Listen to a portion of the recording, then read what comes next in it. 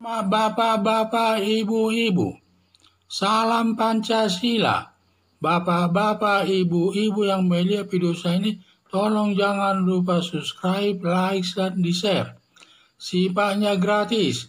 Pada hari Jumat tanggal 10 Juni tahun 2022 ini, saya akan mengomentari Puan Maharani digandengkan dengan Joko Widodo dan Anies Baswedan. Sekarang bulan Juni masa politik terkait pemilihan presiden dan banyak sekarang sedang mencoba pasangan ada dipasangkan atau tidak pendukungnya nanti. Harus persesuaian kedua belah pihak dalam memimpin. Adanya rasa sehati atau tidak. Disitulah mereka melakukan coba-coba berpasangan satu dengan lainnya.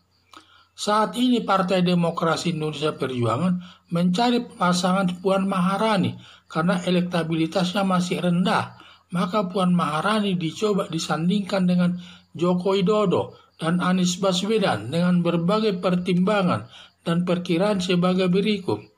Puan Maharani dipasangkan dengan Joko Widodo, kinerjanya baik, bersih dari korupsi. Masalahnya, sebagai hambatan sudah 2 periode menjabat presiden, tidak bisa lagi menjabat 3 periode, bertentangan dengan konstitusi. Itulah hambatan untuk Joko Widodo maju dalam untuk presiden. Presiden Joko Widodo sebagai wakil presiden dan Puan Maharani sebagai presiden RI diduga Joko Widodo tidak mau, nanti dituduh rakus jabatan sampai mau turun dari presiden menjadi wakil presiden. Kalau Presiden Joko Widodo diberi menjabat 3 periode, diduga calon tunggal Jokowi, calon presiden, dan Puan Maharani wapresnya, dan semua calon presiden tarik diri, merasa tidak akan kalah, pasti kalah, daripada menghabiskan uang, lebih baik tidak jadi calon capres. 2. Puan Maharani disandingkan dengan Anies Baswedan. Permasalahannya ada 2. Yaitu kedua belah pihak berbeda politik. Puan Maharani didukung nasionalis, sedangkan Anies Baswedan menggunakan politik identitas. Kalau Puan Maharani ingin jadi calon presiden, sedangkan Anies Baswedan ingin calon presiden juga. Kalau Anies Baswedan wakil presiden, diduga tidak mau, karena elektabilitasnya tinggi, mencapai 20%. Sedangkan Puan Maharani elektabilitasnya sangat rendah, hanya 4%. Di samping itu kinerja Anies Baswedan tidak baik, diduga syarat korupsi dalam kasus Formula E, sedang diperiksa Komisi Pemberantasan Korupsi. Kalau nanti sudah Anies Baswedan ditetapkan sebagai tersangka oleh KPK, kemungkinan Anies Baswedan sudah tidak bisa lagi mencalonkan presiden, karena dia sudah bermasalah dalam bidang perkara. Jadi harapan saya, Joko Widodo disetujui DPR dan MPR menjabat 3 periode dan digandengkan dengan Puan Maharani menjadikan pemenang dalam pemilu tahun 2024 nanti. Bisa nanti calonnya hanya tunggal, hanya Presiden Joko Widodo dan Puan Maharani. Semua saingannya akan tarik diri karena percuma uangnya habis, sudah merasa pasti kalah. Tidak ada merasa kinerja sebaik daripada Presiden Joko Widodo tersebut. Jadi yang saya lihat disandingkannya ada beberapa konsep menyandingkan Puan Maharani dengan Presiden Joko Widodo dan Anies Baswedan. Ini Partai Demokrasi Indonesia Perjuangan ingin menyandingkan dengan Puan Maharani ini. Karena Puan Maharani ini elektabilitasnya cukup rendah, sehingga dicari siapa kira-kira yang cocok mendampinginya.